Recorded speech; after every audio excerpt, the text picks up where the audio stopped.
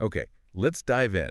We're really going deep today into, well, what many chess players find the toughest part of the game, the middle game. Right. It's that moment, the opening moves are done, pieces are out, the board's crowded, and suddenly you're right in the thick of it. Exactly. You've navigated the opening, maybe got your king safe, pieces are developed, and bam, this complex, often chaotic situation. It's not like opening theory with clear paths or the end game, which can be simpler. Yeah, the middle game is really the heart of the game, isn't it? Where all the plans clash and tactics just explode everywhere. It's where the full orchestration, as some sources put it, really happens. You've got all your pieces on the board, Yeah. potentially, and you need to make them work together. You get to carry out your strategic ideas. But it's tough. I think a lot of players study openings, maybe some endgame basics, but the middle game, it often feels like this big, confusing mystery. It absolutely can be. And historically, finding really good focused books just on the middle game hasn't always been easy. There's been a bit of a dearth of them compared to openings. Which brings us to our anchor for today's deep dive. We're looking at a real classic, The Art of the Middle Game. Ah, yes. By Keres and Kotov, two absolute legends of chess. Translated by Golombek, published by Penguin. It's often called like an essential addition to a chess library. And for good reason. It tackles the middle game head on, offering that deep insight you only get from, well, grandmaster minds. It really tries to demystify this complex phase. So our mission today, Yeah. explore the key ideas from this classic text. We want to pull out the insights that can help you, the listener, really improve your strategic thinking and, your actual play during the middle game. Sounds good. Let's break it down. Okay, so let's start with that big question. Why is the middle game so challenging? You mentioned the crowded board, the transition. What else makes it such a hurdle? Well, I think a big part of it is just the sheer number of possibilities. In the opening, you often have theory to guide you, right? Principles, specific variations people have analyzed for Should we decades. have some signposts? And in the end game, usually you have fewer pieces. That simplifies calculation, makes the goals like promoting a pawn or activating your king a bit clearer, usually. But the middle game is like Yeah. everything's happening at once. Exactly. It's the point where, as the book emphasizes, you need to use all your pieces. And that's not just, a nice phrase. It means literally considering your queen, rooks, bishops, knights, pawns, even your king's role all at the same time. Every piece matters. Every piece, their position, their potential moves, how they interact with each other, how they interact with the opponent's pieces. It's this huge, complex web of connections. It's not just moving pieces individually then. It's about the whole team working together. Absolutely. That full orchestration idea. You're not just playing solos, you're conducting the whole orchestra, Yeah. getting your knights and bishops and rooks and queen to coordinate to support each other towards a common goal. While the opponent is trying to do the same thing. Right, and you have to anticipate their plans, react to their threats, all while pushing your own agenda. It needs a deep understanding of how pieces work together, synergy. Like a knight might need a pawn to create an outpost for it, or a rook needs an open file. Precisely. A bishop might need certain pawns moved to open up its diagonals. Wow. Making all those connections, getting the timing right, it's incredibly demanding. And this is where you have to carry out your ideas, as the source material puts it. It implies needing a plan, not just reacting move by move. Yes, definitely. The middle game is where strategy really comes alive. The opening sets the stage, sure, but the middle game demands you look at the specific position on the board, evaluate it, and form a longer-term plan. Okay, but how? Every position feels unique. It often is, and that's the challenge. You need to accurately assess the strengths and weaknesses, identify the key features, set realistic goals, and then find the moves to get there. It requires calculation, strategic understanding, and navigating tactical pitfalls along the way. So the sheer number of pieces, the need for coordination, the orchestration, plus formulating and executing a plan in unique positions. That's why it's the real challenge. That's the heart of it, and that's why Keres and Kotov's work is so valuable. They try to give you the tools and principles to navigate that complexity. Okay, so let's get into those tools. What are the key strategic themes they focus on in the book? Where do we start? Well, one of the most direct ways to win a game of chess is checkmate. So, naturally, attacking the opponent's king is a huge focus. Makes sense. And our outline mentions Alexander Kotov specifically wrote a complete chapter on the attack on the king. Yes, that dedication really highlights its importance. An attack isn't just, throwing pieces forward randomly. Right, I've tried that. Doesn't always work. No. A successful attack, as Kotov would detail, needs preparation. First, you need to look at the enemy king. Is it safe? Are there weaknesses around it, like in the pawn structure? Pawns that have moved, maybe? Mm. Or defenders that are tied down elsewhere? Exactly, or open files or diagonals pointing right at the king. You're looking for vulnerabilities. Okay, find the weak spot. Then what? Then you need to bring enough force. Coordinate your pieces. Get your rooks on those open files. Maybe double them up. Position knights on aggressive squares, aiming for key points near the king. Get your bishops slicing across the board towards the target. It's that coordination again, bringing the whole army to bear on one point. Precisely. And often this involves creating tension. Maybe pushing pawns forward to open lines like a pawn storm on the flank where the king is castled. Or even sacrifices. Absolutely. Sacrificing a piece, maybe a knight or bishop, sometimes even a rook, to blast open the king's defenses is a classic attacking theme. The idea is to create overwhelming threats, force checkmate, or win decisive material. So understanding typical patterns like how to attack a castled king versus an uncastled one, or based on the pawn structure nearby, that's key. Very key. Kotov's analysis would delve into these common attacking structures and plans, recognizing when the conditions are right for an attack, how to build it systematically, and crucially, how to calculate the forcing lines that finish the job. That's what separates a hopeful attack from a decisive one. Okay, so attacking the king is a major theme. But chess isn't a one-way street. Your opponent has ideas too. What about defense? Ah, yes. Equally vital. And the outline highlights that Paul Keres brings his personal analysis of defense to the book. This is super important because, let's face it, even the best attackers find themselves under pressure sometimes. Definitely. Sometimes you just have to hunker down and defend. No. But does the book just talk about blocking threats? Because that can feel really passive. That's a great point. And Keres likely emphasizes that active defense is often much better. Just sitting back and parrying blows one by one, you can get slowly squeezed or eventually overwhelmed. So what does active defense look like? It means looking for your own chances, even while defending. Can you create a counter threat somewhere else on the board to distract them? Can you force an exchange of their key attacking piece? Can you find a clever way to untangle your pieces or neutralize their most dangerous threat? So fighting back, basically. Yeah. Trying to disrupt their attack. Exactly. You're trying to mess up their coordination, their orchestration, and this leads naturally into the idea of the counterattack. Ah, turning the tables. Right. Sometimes the very best defense is to launch your own attack. While you're defending, you're also scanning for opportunities. Did your opponent overextend? Did they weaken their own king's position while focusing on attacking yours? Spotting that moment. Spotting that moment and hitting back hard can be incredibly effective. It forces them to switch from attack to defense, maybe catches them off guard, and can completely flip the game's momentum. Keres's insights would cover how to assess defensive positions, find resources, consolidate, but also critically, how to recognize the right moment to transition from defense to counterattack. So the book gives you both sides of that coin, how to build a powerful attack and how to defend resiliently, looking for your chance to strike back.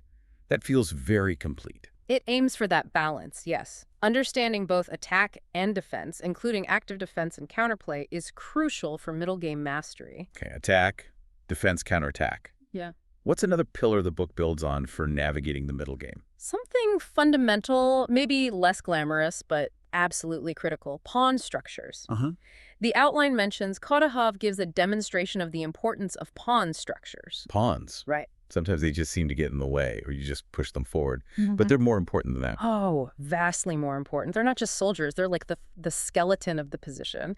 The way the pawns are set up dictates so much. How so? Well, they determine which files are open for your rooks or closed, which diagonals are clear for bishops. Crucially, they create weaknesses, squares that can't be defended by pawns anymore. And they create strengths like outposts, perfect squares for knights, often deep in enemy territory. So the pawns shape the whole battlefield. They really do. And here's the really deep insight the book stresses. The pawn structure tells you which pawn positions favor which types of attack and defense. Wow. Okay. So it's not just a static feature. It actually guides your strategy. Exactly. It's not just about whether a pawn is weak or strong in isolation. The overall structure suggests the type of game you should be playing. Can you give an example? Sure. Like if the center is locked with pawns, often the action shifts to the flanks. Maybe you attack on the king's side, your opponent attacks on the queen's side.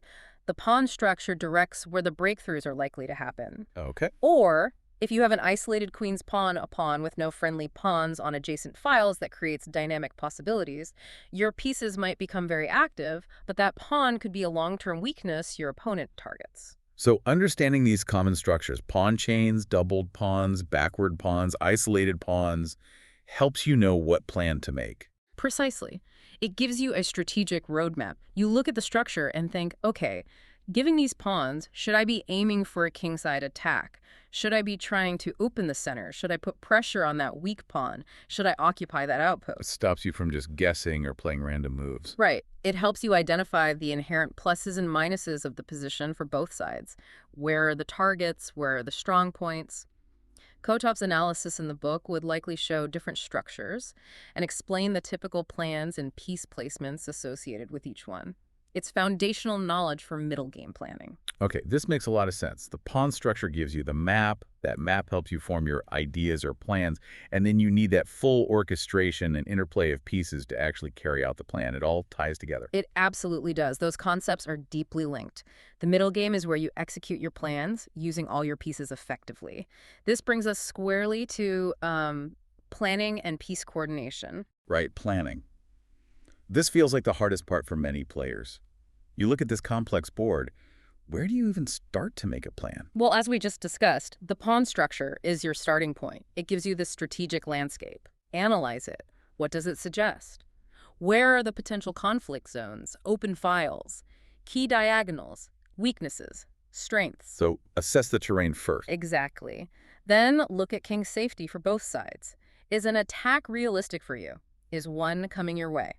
Then consider material balance, and critically, how active your pieces are compared to your opponents. Are your pieces doing useful things, or are they stuck on the back rank or blocked by your own pawns? And based on all that, you set a goal. Yes. Your plan is essentially your strategic objective for that phase of the game. Maybe it's a direct king attack.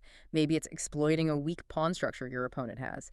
Maybe it's just improving the placement of your own pieces, gaining space, or simplifying into an endgame you know is good for you. The pawn structure and other factors suggest the kind of goal. Strongly suggests it, yes. And then, to achieve that goal, you need the interplay of pieces, the full orchestration. Making them work together. How does the book help with that? It emphasizes that your pieces need to cooperate. A plan to attack on the queen side, for example, isn't just about pushing pawns there. You need to bring your rooks, queen, maybe bishops and knights over to that side to support the advance, create threats, and overwhelm the defense.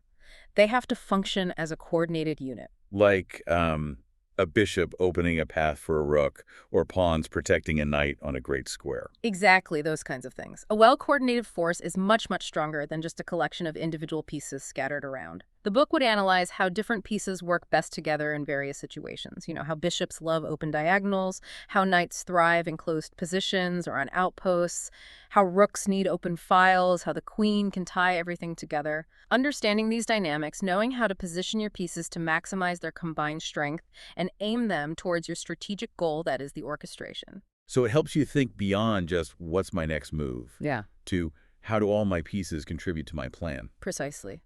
It encourages seeing the position as a whole system where every piece has a role to play in achieving the overall objective. It's really clear now why this book, The Art of the Middle Game, is considered such a classic. It's not just tactics, it's a framework for strategic thinking during that critical phase. It really does fill that gap we talked about earlier, that dearth of good books focused solely and deeply on the middle game. Keres and Kotov provide master-level analysis specifically tailored to this phase. And having both perspectives, Kotov known for his attacking prowess and planning methods, Keres for his defensive skill and strategic depth, plus the focus on pawn structure. It covers the essential ground. It gives you a really solid foundation. It's less about memorizing specific variations and more about understanding the principles that govern good middle gameplay. And having Golombek as the translator just adds to its pedigree. And I like that little detail you mentioned from the outline about the cover being based on a real game, Rejfir and Keres, Moscow, 1956.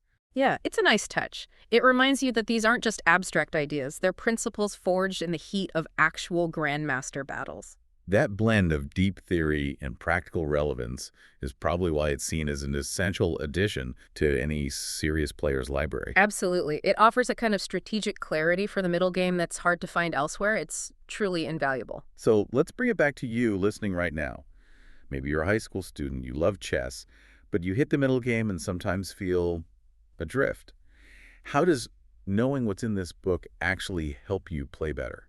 It gives you a process, a way to think. Instead of just looking at the board and feeling overwhelmed by all the possibilities, you have a framework. Like a mental checklist. Sort of, yeah.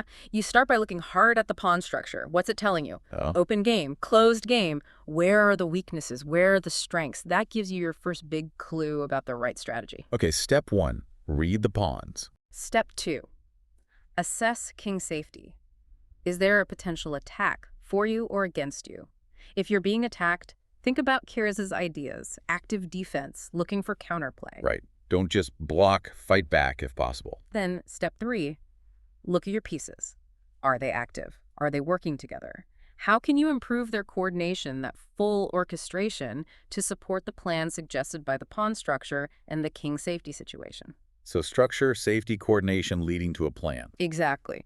That structured thinking process, structure, safety, coordination, plan, helps you break down the complexity. It turns the middle game from a scary unknown into a problem you can actually analyze and solve using principles. It helps you form your own plans and react more effectively to what your opponent is doing. It gives you that roadmap we talked about. Okay, so wrapping up this deep dive then, the middle game.